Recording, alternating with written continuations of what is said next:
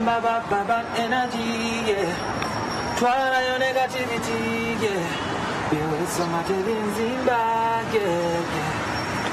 Oh yeah, good morning. If you're just joining us, this is Morning at NTV. Fridays are pretty special. Reason why is we usually have our celebrities here and we talk about a thing or two.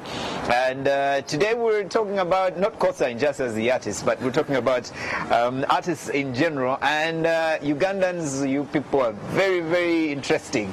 The artist that has the hit is who you like. But for the artists, there is pressure on them.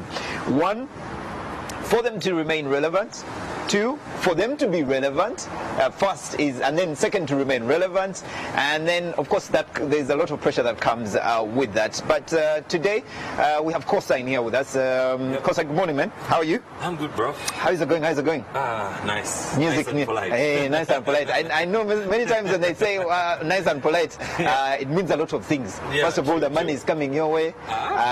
The baby tochi ayomba. They be like, oh, Kosa, I want to marry you. Yeah, but it's all good anyway. It's all good. How is the hustle? How is everything? The hustle is good. Nice. It's how long have you been singing? First, let's get some details out of the way. I started like 2017. Yeah. That's when I started. Like when 2017 was ending. Yeah. And then my biggest break off was in 2018. So for you, it hasn't been a long time. It hasn't been a long time. It hasn't been a long time, but there is 17, 18. There is that background hustle that we don't talk about. Okay, let's talk about the background hustle. When did the background hustle start? I started with Tusker Project Fame 2 seasons. Che, you man, you've been around. Yeah. Yes. Tusker Project Fame, a few competitions that were there. Then from there, like I joined the studio, Dustville Records in Ntinda. Yeah. They signed me. We had the contract for about like a 2-year contract. And then we tried to execute very many things. Unfortunately, we did a couple of tracks that were nice, that came out like strong, and yeah, we moved on ahead. Now here I am, decided to redefine myself in different. It's about like growth, you understand? So I keep on going as an artist. Yes, true. There are struggles. Yeah. Very huge struggles. True. For you to have that one hit that now finally they be like, hey, Kosa, you're a big artist. Yeah. And many times we overlook that hustle. We overlook the pain that an artist goes through just to be who they eventually become. Yeah. What does it take for an artist in Uganda? What does it take? How much is that hustle? How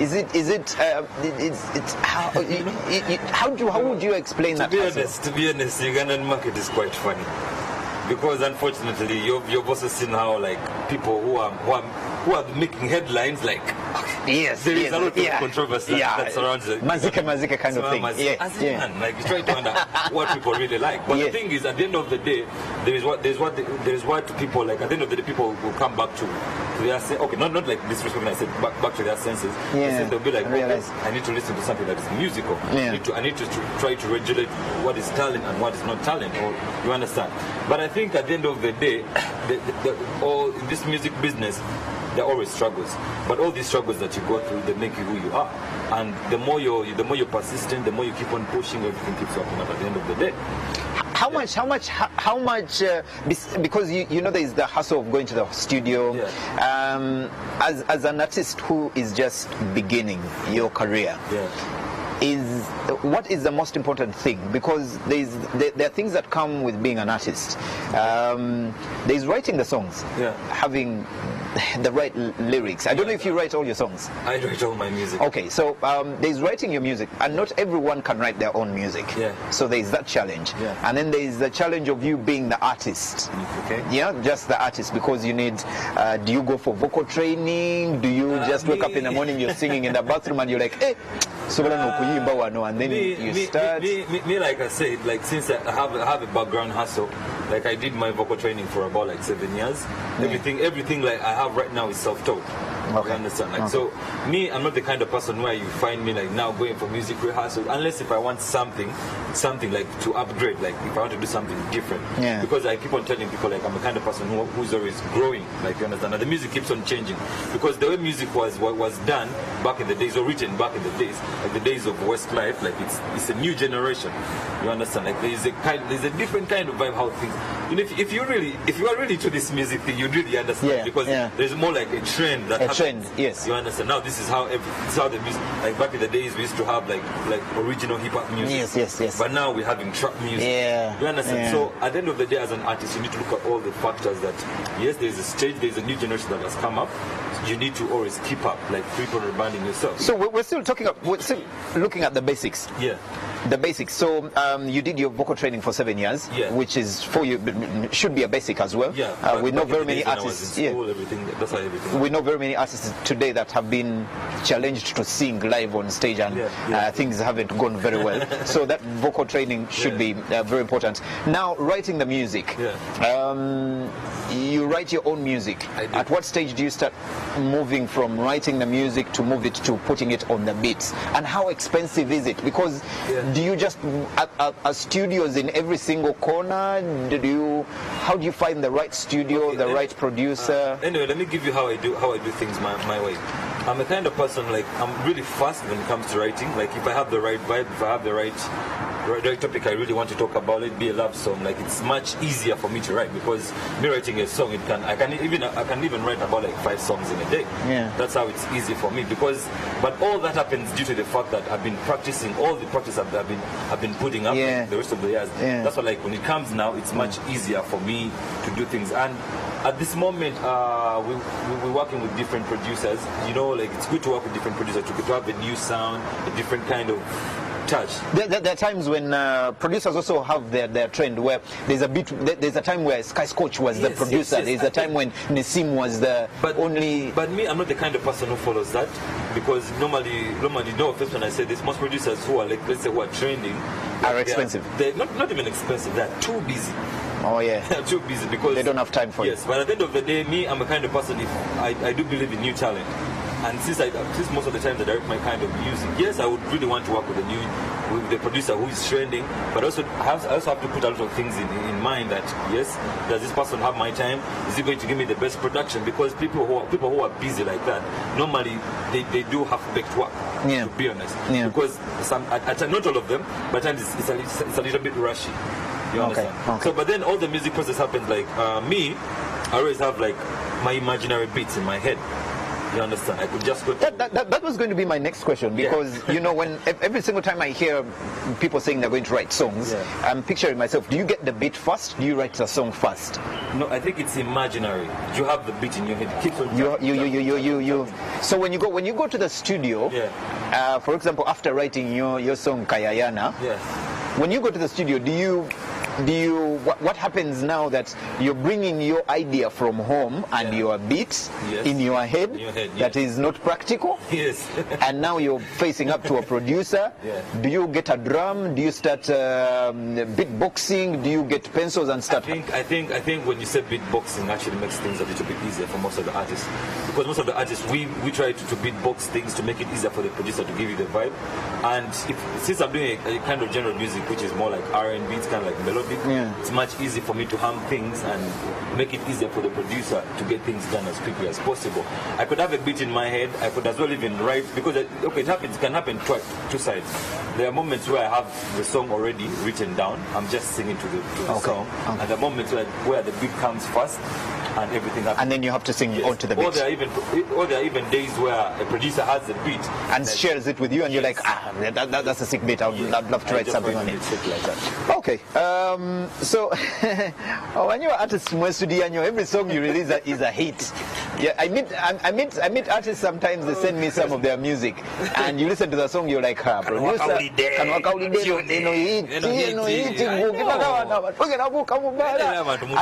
for you on first listen, you're like, but okay. So when you eventually get a hit, there is a lot of pressure. You now have to do a video. Yeah, it does. I don't think you're doing Bebe Cool videos, because clearly for him he has a force behind to help him. But how hard is it for as an artist that is just starting to have a decent video? To be honest, like, let's be realistic. Like, on average, a good video would cost about like 2 million and above. 2 million. I think that's the minimum. Okay. 2 million. Okay. The best video would get approximately about like 10 million to 15 million. You understand? And when you do all these things, it's not like the money is going to accumulate or come back right there and then. Because you haven't even considered the fact that the costs of marketing, like even marketing itself. But normally, what I tell my fellow artists to do, like, don't be pressurized to do a 10 million video, because you need to look at it in two different ways. It's more like a business. You can't invest what's not coming in. True. You understand? True. So you have to first gauge how much you're earning from these concerts and all that. Because at the end of the day, if you have a good song, you'll be competing with the guys who have 10 million videos. At the same time, your 2 million video will be also trending. So it doesn't have. But as long as, because at the end of the day, production has really been nice, like when it comes to videos, because you tend to see videos that have the same quality with the 2 million video, like being compared to the 10 million. At the end of the day, it's having a good song, it being played, and the people are like pushing it. In fact, I would probably say, rather than putting the 10 million on a music video, rather put that money into marketing and all that. Okay. Do you have a crusade on social media that pushes the music? These days, everywhere you go, you hear Shibaholics, you hear Gagamel, you need a team to push your music online. You can't do things all by yourself. Now, eventually, when you become a star, you know, sometimes you become a star through cassette border things, those things. Makwise kasho somewhere there, late opangisa, or you just jump on a kaboda. Things good. You know, I'm so happy of this generation that everything has been simplified. You don't have to own a car. Back in the days, if you wanted to do a show in Masaka, you know, kulinya bus, I think kulinya bus or kulinya taxi kakusule, but at the end of the day, it's all about delivering the services to the public and making them being entertained. For an artist out there, as we're wrapping this up, who is considering music? You know, about 10 years, not even very long ago, 5 years ago, no parent would ever really consider their child getting into football in this country because abantu basiga bagamba mwana pira tegulimu sente n'okuyimba. Well, we have seen with the Chameleons and all that, but many people still think that, you know, until of late, all you need is a hit or two, and before that you're getting trips to the US, the UK, where you're getting some good money. Or would you push your child right now to get into the business and put school aside or something like that? No, that would be actually very wrong, because at the end of the day, I personally went to school. You understand? Like my parents took the urge to educate me. Okay, I should say even my uncles, because I lost my parents. But the thing is, they took the urge to educate me, to make sure that I go to school and execute everything. So I do believe at the end of the day, people shouldn't take like music as the biggest priority. Yes, you can do that, but then you need to have like a backup plan. And then, because you can't be relevant like for 10 years. Music can come through, you make hits, you make money. And these boys of Mazike can just come and interrupt your success there. You understand? But then at the end of the day, you need to have a backup plan at the end of the day. If there is someone who is willing to take care of his, trying to pay for your tuition or school fees, don't quit school to try to come and be co-signed. Because there are people out there who really need that opportunity to just go to school, but they don't even have it. But if you do have that opportunity, like, use it. If the right time comes for you to do music, be the side hustle. You can do it. Music can even be a side hustle. Like, you're making money, but at the same time, you're doing music. School and doing your things. Okay. Would you say music has been a success for you? Yeah, music has been a success because everything has been properly planned. Like every year I have a catalog of what I'm supposed to do, what I'm supposed to bring out. So what are you doing this year? I was supposed to do a show this year, but we had a meeting with my management. We were like, we need to push it a little bit back, because I didn't have like a lot of music. I did still have to release some more music. So that's have a bit to do a show. You, my friend, Ganja Planter. Marunasha had one song. He did a show. You just bring up a show here. The thing is, I really want to give a show where everyone would be like, yes, okay. No offense, but anyway, all in all, it's just giving the best product to my fans out there. Okay, the gentleman we are having this discussion with today, we have just been looking at artists and the struggle to make it. Honestly, it's not easy. Some of you see these people here in their blue flashy jackets, all looking nice, and these things, glasses that have butterflies on them.